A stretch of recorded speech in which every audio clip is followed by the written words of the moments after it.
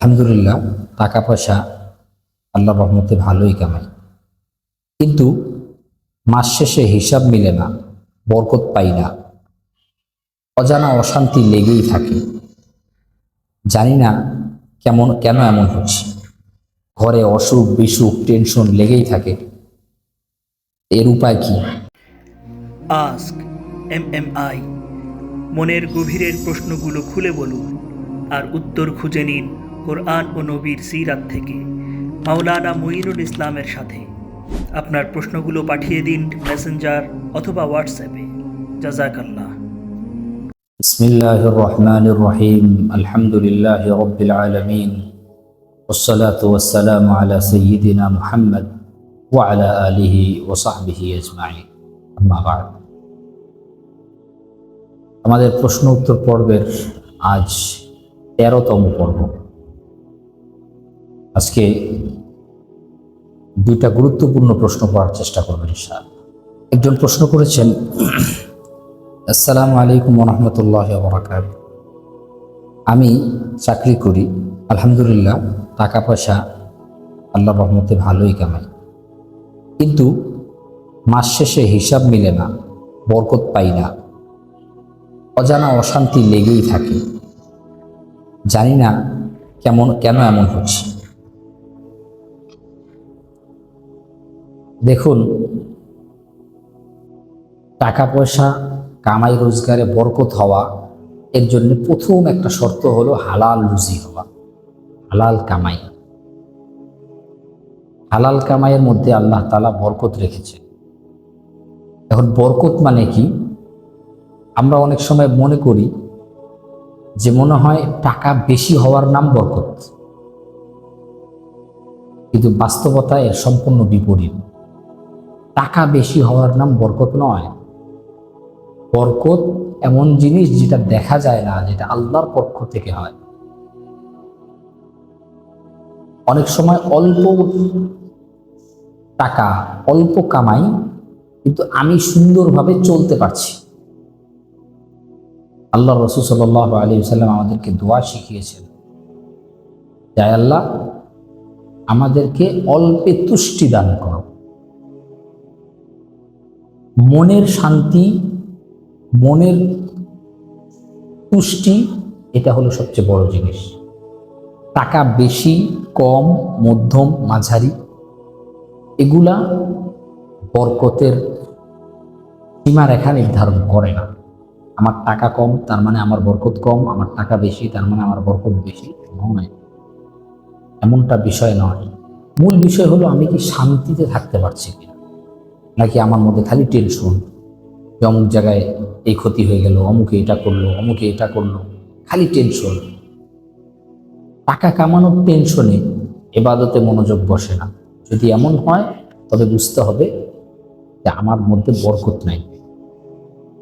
আর যদি আমি দেখি যে না, আমি মানসিকভাবে আমি টেনশন ফ্রি, আমি পরিবার নিয়ে স্বাচ্ছন্দ্যে আছি, ছেলে মেয়ে বিবি নিয়ে, পরিবার মা বাবা নিয়ে একসাথে আমি স্বাচ্ছন্দ্যে আছি, আমি ইবাদত যতটুকু পারছি করছি, এক কথায় আমার মধ্যে টেনশন নাই, তাই আমি সারাদিন পরিশ্রম করি, তবুও টেনশন নাই, তবে বুঝতে হবে যে আমার মধ্যে বরকত আছে।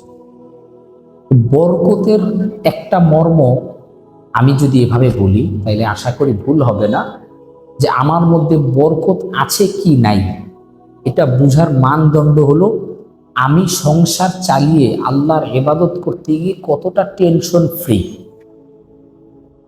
আমি যতটা টেনশন মুক্ত, যত পার্সেন্ট টেনশন মুক্ত, আমি তত পার্সেন্ট বরকত প্রাপ্ত। এটা হলো বরকতের একটা বড় মানদণ্ড। সুতরাং আমার টাকা বেশি হোক, তবুও যদি আমার অশান্তি হয়, টেনশন ফ্রি না হই, তাহলে বুঝতে হবে যে আমার মধ্যে বরকত নেই। টাকা কম, তবুও আমি যদি টেনশন ফ্রি হই, কোনো রকমের অশান্তিতে না ভুগি, তাইলে বুঝতে হবে আমার বরকত রয়েছে। কারণ আল্লাহ মুমিনের টাকা বেশি হলেও আল্লাহ মুমিনকে সাহায্য করেন, এটা কোনো দোষণীয় নয়। টাকা কম হলেও আল্লাহ মুমিনের সাথেই থাকেন, এটা কোনো দোষণীয় নয়। সাহাবায়ে কেরামের জীবন চরিত্রের দিকে যদি তাকাই, তাইলে অনেক সাহাবী এমন ছিলেন যারা কোটি কোটি কোটি কোটি বিলিয়ন বিলিয়ন ডলারের মতো সমপরিমাণ টাকার মালিক ছিলেন। এরকম অনেক সাহাবী আছেন। আব্দুর রহমান বিন আউফ রাদিয়াল্লাহু আনহু আছেন, তারপরে ওসমান রাদিয়াল্লাহু আনহু আছেন, তালহা রাদিয়াল্লাহু আনহু আছেন। এরকম আরো অনেক সাহাবী আছে, তারা দুনিয়াতে জান্নাতের সুসংবাদ প্রাপ্ত সাহাবী। টাকা এত বেশি ছিল কিন্তু কোনো সমস্যা হয়নি। আবু দাহদা রাদিয়াল্লাহু আনহু আছে। এগুলো প্রত্যেকের আলাদা আলাদা স্বতন্ত্র চমৎকার ঘটনা আছে। অন্যদিকে অনেক সাহাবী আছেন যারা খাওয়ার 3 বেলা 2 বেলা 1 বেলা খাওয়ার মতোই সামর্থ্য তাদের ছিল না, কিন্তু সকলে টেনশন ফ্রি ছিলেন, কারো মনে কোনো অভিযোগ ছিল না, সকলেই বরকতওয়ালা ছিলেন।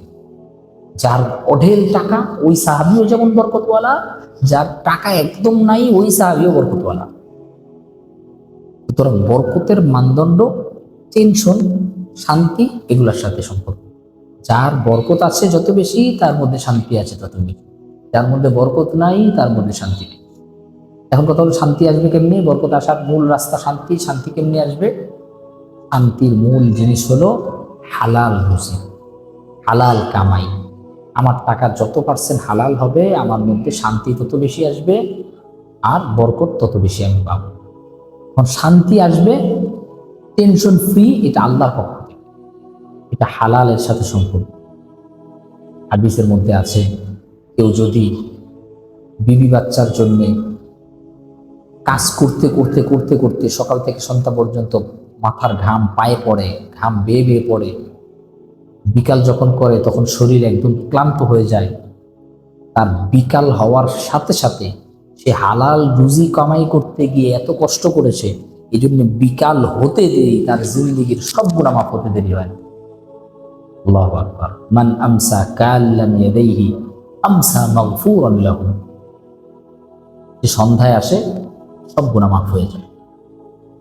এই জন্য আমরা আল্লাহর কাছে বেশি বেশি বরকতের দোয়া করব, আর রিজিকের জন্য আমরা হালাল রিজিকের চেষ্টা করব, চিন্তা করব। এই জন্য সুদ থেকে মুক্ত থাকা, কিস্তি থেকে মুক্ত থাকা, কিস্তি তো এখন ঘরে ঘরে, এই জন্য এগুলো আমাদের জন্য বেশি জরুরি। এগুলো থেকে যত মুক্ত হতে থাকবো, মুক্ত হতে পারবো, তত আমার জীবনে বরকত আসবে ইনশাআল্লাহ। আরেকজন প্রশ্ন করেছেন যে আমার সন্তান কথা শুনে না, নামাজ পড়ে না, মাদ্রাসায় পাঠাই, মাদ্রাসায় যেতে চায় না, আগে সুন্দর পড়াশোনা করত, সে 15 পারা হেফজও করেছে, এখন ইদানিং সে মোবাইলে আসক্ত হয়েছে, মাঝে মধ্যে নামাজও পড়ে না। এটাও একটা কমন সমস্যা, ছেলেমেয়েরা বাধ্য না হওয়া, ছেলেমেয়েরা কথা না শোনা। তো এই সমস্যার ক্ষেত্রে প্রথম কথা হলো যে আল্লাহ তাআলার কাছে বেশি বেশি দোয়া করব, সন্তানের জন্য বিবির জন্য বেশি বেশি দোয়া করব, এবং সন্তান যখন বড় হয়ে যায় তাদেরকে মাঝে মধ্যে আল্লাহর কথা, রসুলের কথা, জান্নাত জাহান্নামের কথা শোনাবো, দ্বীন ইসলামের কথা শোনাবো, এবং আল্লাহর কাছে বেশি বেশি দোয়া করব যাতে আল্লাহ তাদের মনকে পরিবর্তন করে দেন। আর সবচেয়ে বড় বিধ্বংসী হলো মোবাইল থেকে দূরে থাকা, মোবাইল থেকে দূরে রাখার চেষ্টা করা। তা হলো প্রথম কাজ বাবা মা। অভিভাবক হিসাবে একজন ছেলে পরীক্ষায় পাশ করা, ফেল করা যেমন বাবা মার কাছে বেশি গুরুত্ব, এর থেকে বেশি গুরুত্ব থাকা যে আমার ছেলে মোবাইল অন্যায়ভাবে ব্যবহার করছে কিনা।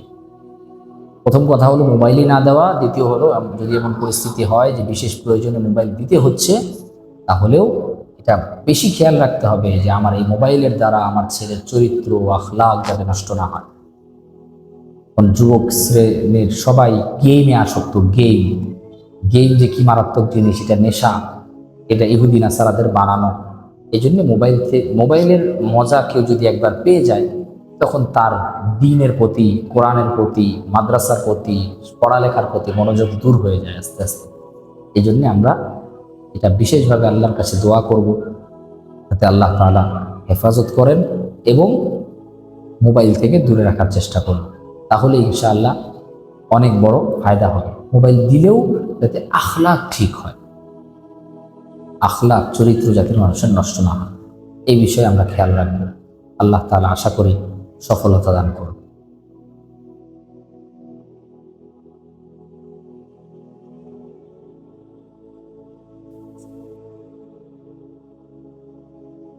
আরেকজন প্রশ্ন করেছেন, আমি দোয়া করি কিন্তু মনে হয় দোয়া কবুল হচ্ছে না, ঘরে অসুখ বিসুখ টেনশন লেগেই থাকে, এর উপায় কি? একজন মুসলমান হিসাবে প্রত্যেক দোয়া আল্লাহর কাছে কবুল হয়। এই জন্য যখন দোয়া করব, দোয়া করার বড় একটা শর্ত হলো আমার ভিতরে বিশ্বাস থাকতে হবে যে আল্লাহ আমার প্রত্যেকটা দোয়া শুনছেন, কবুল করেছেন। দোয়ার পরে বিশ্বাস রাখা যে আল্লাহ দোয়া কবুল করেছেন, এটা হলো বড় হাতিয়ার। এখন কথা হলো, দোয়া কবুল হওয়ার অর্থ এই না যে আমি যেটা চেয়েছি সাথে সাথে আল্লাহ আমাকে ওইটাই দিয়ে দিবেন। আল্লাহ যেটা ভালো মনে করবেন দিবেন। আল্লাহ যদি ওইটা ভালো মনে করেন আমার জন্য দিবেন। আল্লাহ যদি মনে করেন যে না এটা ছাড়া অন্য একটা দিবেন, তাহলে এটাও আমার জন্য মঙ্গল। আল্লাহ যদি মনে করেন যে না দুনিয়াতে দিবেনই না এই দোয়ার ফল, এটা আখেরাতে দিবেন, এটাও আমার জন্য মঙ্গল। তো সুতরাং আমি দোয়ার ফল পেলেও মঙ্গল, না পেলেও মঙ্গল, কোনো সমস্যা নাই। মুমিনের কোনো দোয়া বিফলে যায় না, মুমিনের সব দোয়া কবুল হয়। এখন আরেকটা বিষয় ছিল যে ঘরে টেনশন অসুখ বিসুখ লেগেই থাকে। এখানে আল্লাহ তাআলা বলেছেন আমি বান্দাকে পরীক্ষা করব, অসুখ দিয়ে, বিমার দিয়ে, টাকা পয়সার সংকট দিয়ে, বিভিন্ন ভয় দিয়ে। ওয়ালানাবলুওয়ান্নাকুম বিশাইইম মিনাল খাউফ ওয়াল জু' ওয়া নাকসিম মিনাল আমওয়াল ওয়াল আনফুস ওয়াস সামারাত, রিজিকের কমতি, এগুলোও আল্লাহর পক্ষ থেকে পরীক্ষা। সুতরাং এটা নিয়ে বিচলিত হওয়ার কিছু নেই।